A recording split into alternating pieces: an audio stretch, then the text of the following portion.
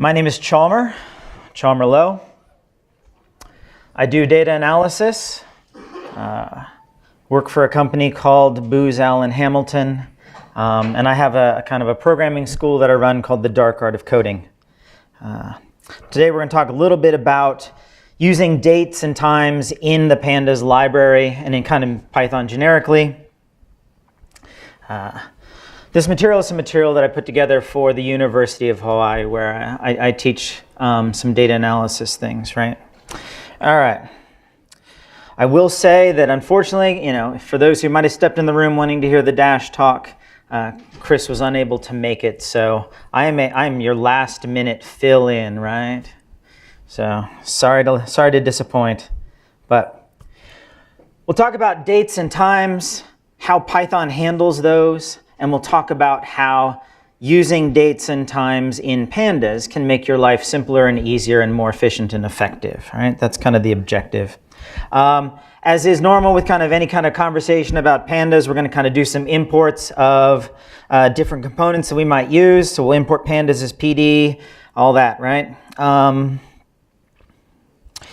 As we get into this, I have to spend a little bit of time just on date-time objects generically. So that way we have in our heads kind of this background scenario of what we're actually playing with when we talk about date-time objects. The nuance here is kind of highlighted in bold. Date-time objects are not strings of individual text. They're not strings of characters, right? They're actually Python objects, and they have characteristics associated with them, they have metadata associated with them, etc. All right. So for starters, I'm going to import from the datetime module, datetime function, and a time delta function. And I'm going to start off by making a very simple datetime object. And let's see. Then I'm going to ask Python to show me what this datetime object looks like and tell me what type of thing it is using the print statement, right? And the type function over here. All right. And we see that it looks like a string, year 2016 hyphen month day. The object is a datetime.datetime object, right? So this is actual some sort of Python thing. It is not simply a sequence of characters, right? All right. When you ask Pandas to display this object to the screen as an output instead of simply printing it, you'll see that it highlights a couple of things. It's got a datetime.datetime object, and then it has 3 numbers and then 2 zeros. By default, it stores a year, a month, a day, an hour, and a minute. Okay. Because I did not provide it originally with any sort of hours or minutes, it just automatically defaulted to 0. All right.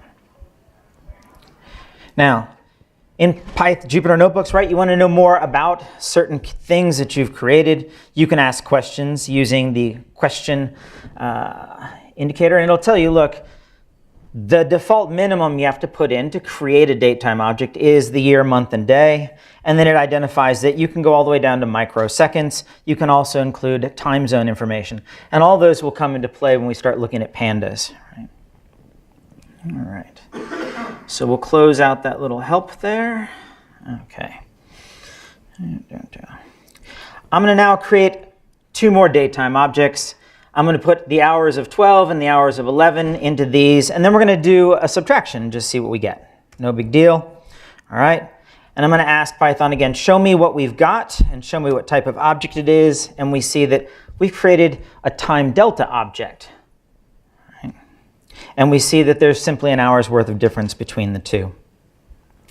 If I look at the difference object inherently, we see that it gives me back 0 and 3,600. Right? I would have expected maybe an hour or something like that. So when I first ran across this, I was a little confused. I said, hey, tell me a little bit more about time delta. Why did I get that? And when I looked at the help, there was not a whole lot of usefulness there. And then I went and looked at the source code by using 2 question marks. And I came across the coolest comment I've ever found. So we scroll down, kind of looking at things, and it says that representation is days, seconds, and microseconds, And he said, why? Because I felt like it. All right, so that's good. All right, so that's your comic relief. We're done. Okay. So let's talk about these datetime objects. When we store information as a datetime object, we can get to that information fairly intuitive. I just said that I've created a difference object between two timestamps. How many days of difference are there, or how many seconds of difference are there? And I can ask for that. And, well, there was 0 days difference, and there's 3,600 seconds worth of difference. And you can do that with any datetime object or any time delta object. You can start to dive into it. Show me what the week was, show me what the hour was, those kinds of things. So for example, if I look at date 3 and I want to look at hour, day, month, year, I can get access to all of those things. And so it was the 11th hour, the 3rd day, 5th month, and the year 2016. If you're curious and you want to know what are all the other options that you have available to you, you just use tab completion and you start to see that you can get to a wide variety of things. The day of the week, you can get it in various formats, whether it's international formats, etc. You can identify seconds, and we're going to look at a couple of these functions. You can actually change the default outputs, and you can set mechanisms to read data in particular ways. We're not going to go through all of these, but they're there. There's a lot of power associated with datetime objects, and Pandas takes advantage of just about all of that. All right. For situational awareness, when you print out a string, a datetime object, you want to display it to the screen, it has two default representations. One of them is what we call the string representation, and one of them is an ISO representation. And we'll take a quick look at how that differs. So one of them basically has a big T in the middle, and one of them doesn't. All right. But using stirf time, you'll see in a few minutes, we can set how that looks. We don't have to use either of these two defaults. If we're reading in some sort of weird timestamp that some guy has pulled together, and it's in some odd format, we can set our parser to accept a variety of odd parsings. Okay. So for example, I have a date time object I'm about to make, year 2009, September 9th, and I want it to display with years, months, days, and hyphens in between them. I can use stirf time to display that, and we get this with hyphens. If I want to put other things in there, put lots of hyphens just because I'm that way, you can put lots of hyphens, and you can put, Python, right? Whatever. You can format these however you'd like. Okay. Let's see. You might ask yourself, well, what is this parentheses Y, parentheses M? Those are formatting specifications, and there is a huge collection of them. I'm going to try and pull this up in another tab. Okay, and see if we can blow this up a little bit. All right. Apologize if this is kind of small font. This is what you get when your real speaker gets injured. Okay. So you have these percent specifications, and you can now identify how you would like the year to show up, or how you would like the month to show up, etc. And they have lots of different options, right? You can say, for example, the month, if I put a %B, should show up as a full word. It should show up as January or February. If my computer is set to use a particular locale, say I'm living in Germany, it would then use the German locale spelling for those particular months, January, February, right? Those kinds of things. If you want your month formatted with 0 padding in the beginning, so it's 01, 02, they have all these options. I'm not going to go through all of them. That's an exercise for the student, right? But there's lots and lots of these formatting specifications that are available to you to help you kind of identify how you'd like your formats to look. And all of that stuff kind of rolls right into what you can do with Pandas. A couple things. I haven't confirmed this, but I've heard that the supported formatting codes vary across platforms, mostly because Python relies on an underlying C library, stirf time function. But as it says on the screen, right, it apparently uses all the formatting codes from the 1989 version, and they should be consistent. But certain libraries will give you a few extra formatting codes. All right, so string parsing. Say your data source gives you data in some really bizarre format, and they chose some really ignorant method for formatting the dates and times, right? Well, you can get around that. If you know what the date-time format should be, you can identify that using these formatting specifications. So %m to say this first number should be interpreted as a month, %d to say the second number should be interpreted as a day, etc. All right, and so when we run that, sure enough, it interpreted these things the way we want. So let's make this, let's see, the day, make it 1. All right, so it's able to correctly interpret that the 1 should fall in the dates place. All right. So, while manually setting your formatting will work for you, for heavy-duty date-time parsing, there's an automagic parser available in the dateutil library, and it's pretty hard to beat. I'll give you an example. So I pull in the dateutil parser, and I import parse. I give it 3 samples of dates. The first one is pretty straightforward. The year 2000, the month January, the day, the first. But then the second one, I throw a little bit of wonkiness in there. I'm going to put a random comma. Going to put in an hour and a minute.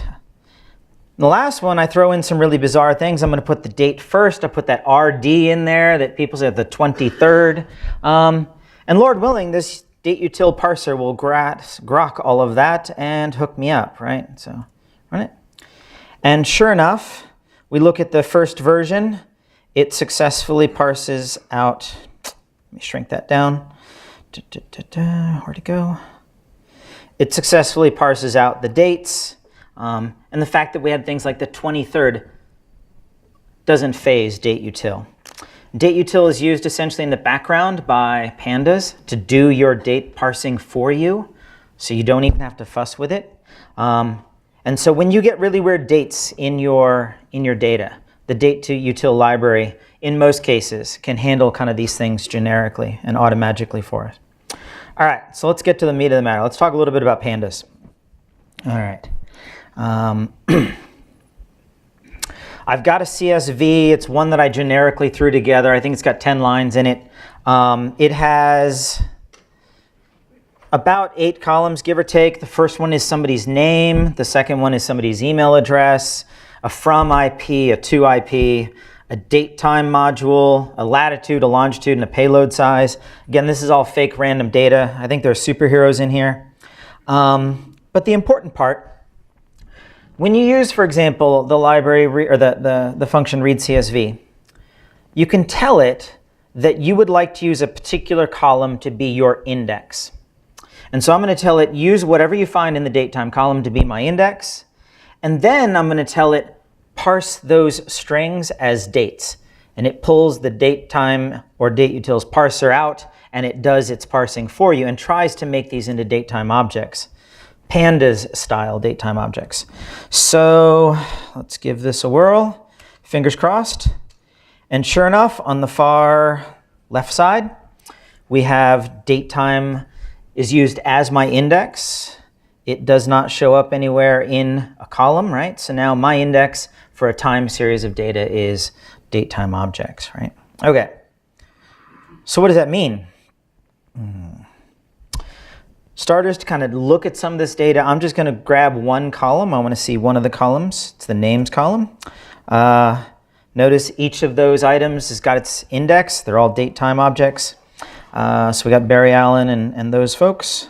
All right. If I want to look at that index and see what type of an object it is, what did Pandas make for me? I can ask, and it'll say it is a datetime index. So it's a very special style of index, has slightly different capabilities, and we get to see all of the entries that are found in the index. Something to note, it says datetime 64NS down at the bottom.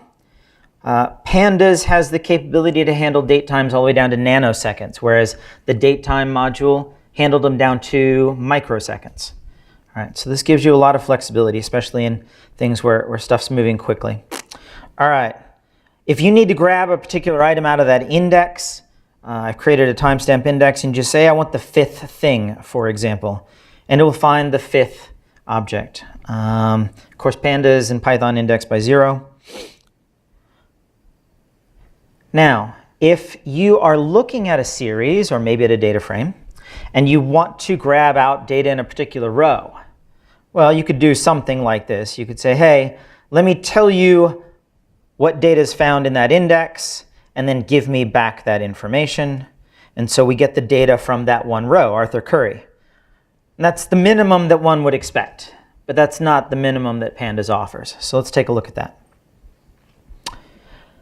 I asked for a very specific sequence of items. I wanted 2016 all the way down to 2 seconds. But I don't have to be that specific. I can simply say, hey Pandas, show me all the stuff that has the year 2016, the month February, and the day 6. And now it goes and grabs all those things. And I didn't have to do anything crazy or bizarre. It automatically read that, parsed it as a date-time object, compared it to the index that I had, and voila. I'm going to make a new data frame. This is going to be a few more records, but it's essentially going to be the same type of data. There'll be 1,000 records here. That'll give us a chance to play a little more effectively and look at a few more things. So read that in. Fingers crossed. OK. And this particular data set, again, looks nearly identical. Instead of asking for one row, I would like to see this data frame, but I want to see all the records in this data frame with the year 2015. And notice, all of those indexes are these long sequences of characters, but I just have to put in 215, and it gets every one of those things from the records, right? And there's about 700 of these records, I think, 742. If I want September 2015, I ask for September 2015. And note, I typed the word September. I don't have to type in 2015-9. I type in September. And the date util parser in the background does the things that it does, right? And it gives me 181 records. I'm a little persnickety. I want to test this. I want to see how well this thing works. So let's just ask for the 31st of October in the year 2015. We throw in the ST, we throw in the comma. And yeah, it gives me 9 records from October 31st, right? So your ability to grab data in an intuitive fashion through Pandas and what it has under the hood is quite nice. All right. If you want data from one point to another point, you can do a slice in Pandas. Here again, October 29 to October 31st. But again, I'm persnickety, right? See if we can break this thing. I threw the comma in the wrong place. Nobody puts the comma after October. They put it after the 29. And sure enough, it still gives me what I expect, right? So again, a lot of good power, even if you kind of mess things up. All right. Pandas has the ability to allow you to create functions that you could apply to things if you'd like. So in this case, I'm going to create a random function that I made. It just looks at ISO format date timestamps, finds that little t that's in the middle, and splits the data in half, just for kicks. So I did my conversion by applying my date split function to the column date time, and then I told it to go ahead and parse the dates. And then we're just going to look at it. All right. So now all I have left for my date timestamps are these years, right? I purposely kind of filtered out all the minutes and stuff for some of the analysis we're gonna do next. All right. So I've just got years, months, days, random guys. Okay. Let's group by. Okay. And we'll group by level 0 in terms of the hierarchy. Let's take a look at the size of the various groups that we've created in Pandas. We see that things that occurred on September 4th, there was only 2 records there. On September 9th, there was 11 records. All right. Okay. And so with these date timestamps as parts of your indexes, you can now use regular Pandas tools to kind of group things conveniently. So you can start to see, what are the trends? Do we see that more things occur on weekends, or do we see that more things occur on weekdays? That kind of thing. All right.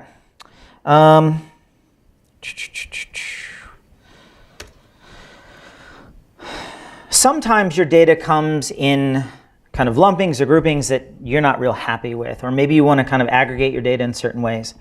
The date-time capabilities of Pandas allow you to resample your data in particular ways. So I created a, make sure I got this right. Created a data frame. It's the same one we looked at a minute ago. But now I want to resample it. I want to resample it down to just things that happen in 2-day increments. So all of the records that happened, for example, maybe on the 1st and 2nd, should all be lumped together as something that happened on the 1st day. All the things that happened on the 3rd and 4th should be lumped into something that happens on the 3rd. So let's take a look at this kind of resampling to see what we got. Excellent. This is what you get when you have live demos. All right, make sure we got all these things here. Doop. All right, so we're going to skip that. Moving on. Okay. So Pandas changes how they do things under the hood periodically. I can't remember when I wrote this content. I have this sneaking suspicion that something changed under the hood, and changed in just enough time to embarrass me in front of a group full of my friends and peers and people that I don't know and folks that I'm going to see on YouTube decades from now. Okay, so we talked about resampling. What we should have seen was all the things that happened on the 1st and 2nd got lumped together. Essentially, it's a group by. The ability to do this resampling is pretty sophisticated. So for example, if I put a 2 capital M, I could regroup or I could resample by every 2 months. So all the stuff that happened in January and February all gets lumped together. If I want to do my resampling on a daily basis, everything that happens between 12:01 and 11:59 essentially gets lumped together. That's cool. But it gets even more powerful than that. If I type 2H30MIN, it'll resample by every 2 hours and 30 minutes. The resampling specification is in the help menu, and it gives you lots of options. And lots of options means lots of options. Like if I care about resampling on a business day, Monday through Friday, right? It allows you the opportunity to use business days, business months, calendar months, and it gives you the opportunity to do things like set when your business week starts or when your week starts. My week starts on a Sunday, but your week in your country might start on a Monday, those kinds of things. And so you can calibrate how you resample.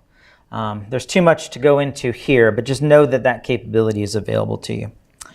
All right, so let's talk a little bit about timestamps. I had a data frame that we read in earlier. It had 1,000 records in it. We're just going to look at a couple of records right now, like maybe the top 10 rows, I think, something like that. All right. I'm going to ask it to show me what the time zone is associated with this index. And so we scroll down, and we see that there is no time zone currently associated with this. When I read in the data frame, I didn't tell it what time zone to consider. But we can fix that. I can take this little data frame that I've made, and I can say, let's localize this so these records are indicative of something that occurred in the US in the Eastern time zone.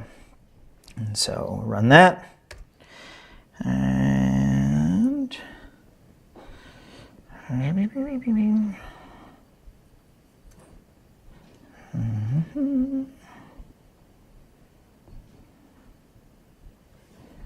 this is totally not liking me. Yeah, in your print statement, _UST.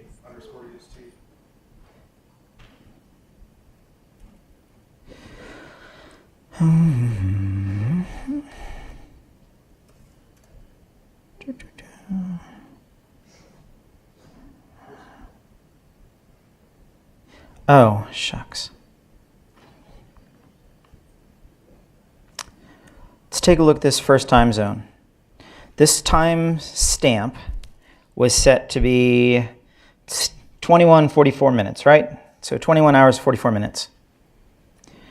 I then tell it that this should be characterized as being in the Eastern time zone. And Lord willing, when I convert the time zone from US Eastern to US Hawaii, we now see that all the timestamps go from 9:49, 9:50 to about 16:44, about 4 o'clock in the afternoon, 4:45, right? So in this first case, I set the time zone. The data came in as Eastern US. It all said 9:44. I convert the time zone from Eastern to Hawaii, and the timestamps show up as 4 o'clock. All right. Sweet. Something to note. The date-time libraries are smart enough to know about daylight savings time and those kinds of things. In the month of February, the difference between Eastern and Hawaii is 5 hours. In the middle of the summer, the difference is 6 hours. So because this occurred in February, it was smart enough to say your offset should only be 5 hours. So when I did that conversion, it knew what to do and what to expect. All right. Let's see. Let's talk a little bit about periodicity. This is not a thing that I use often, so I don't have a whole lot of nuances and details for this, but I figure I should mention it because it's available to folks who would use periodicity in their data. All right. Not now. Okay. You can create periods of time within Pandas. In this case, I would like to create a period of time, and we tell it that the period should be a week long. It should be 2015. So it finds a period of time that started on a Monday that is as close as possible to the beginning of the year 2015. So it found something that started in 2014 on the 30th of December and created a single period. All right? So it's a single time span. If I need to have periodicity that extends across a longer period of time, you can create period ranges. And so you tell it when to start and when to end. And you can tell it what your frequency is. These periods should be a quarterly period. They should be a weekly, a monthly, a daily, business daily, those kinds of things. And so let's create a period of values. And so it starts in October, or it starts in 2010, and it goes for the last quarter, which includes December, and then it keeps going all the way up to 2015, everything that includes December. All right. If you want to convert a period, make it a slightly different periodicity, you can do that. So I want to convert that first period that we had, which had a frequency of weekly starting on Monday. I want to convert that and tell it that it should start, and it uses this default starting date of Sunday instead of the Monday I had previously picked. And notice that the start dates and end dates have now shifted over by 1. All right. If you want to convert an entire sequence of periods, this period range, you can do that. Tell it what frequency you want. I want a daily frequency. And now it gives me the first of the quarter, the second quarter, third quarter. All right. And let's go look at one of my data frames. I want to convert the periodicity of one of my data frames to be a monthly periodicity instead of all those random times that we had. Right? And so now we see that all the things that might have occurred some randomly in a month, these are all showing up within particular months. So similar concept to resampling, different nuances though. All right, next, there's a lot of stuff there. If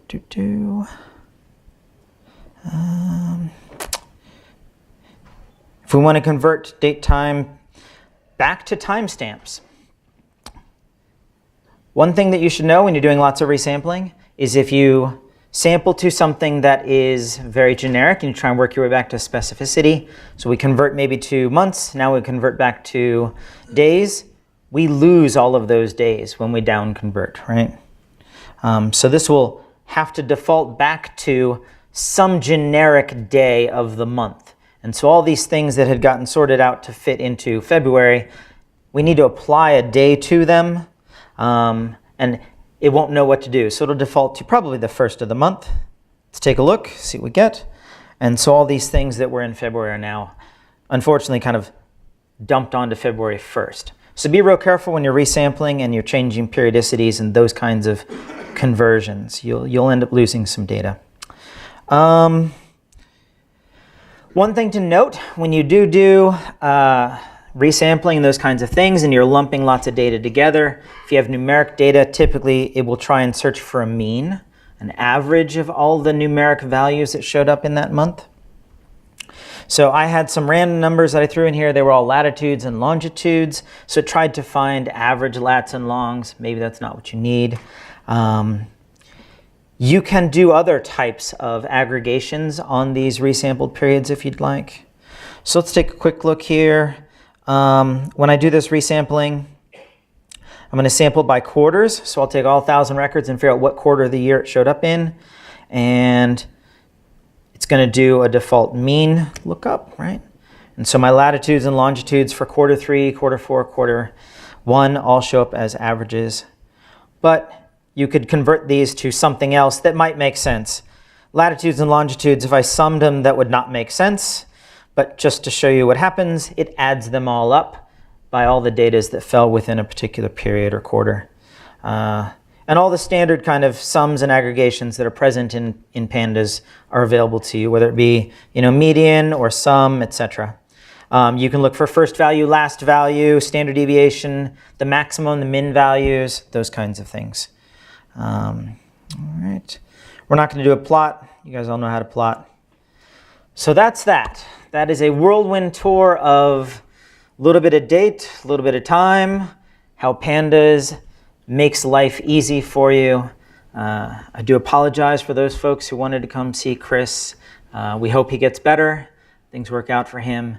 I do appreciate you being here and sticking around and hanging out with me. And with that, thank you for your time and thank you for your attention.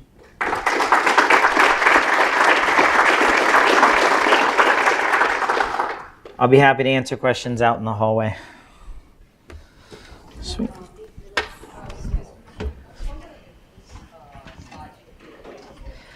Yeah, sweet. Good question. Let's show you where to go to get the goods. If you want to see it. Okay.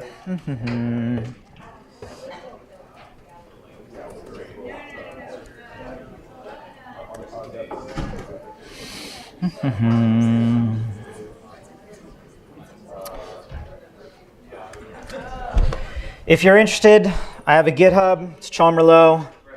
All of these things are found where? They are found in my Jarvis 2 tutorial.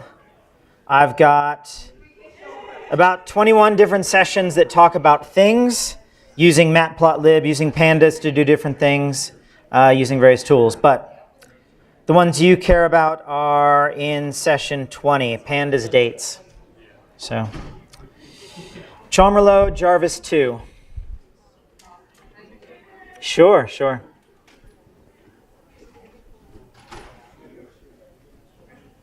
I've got a question about a specific use case. Sure.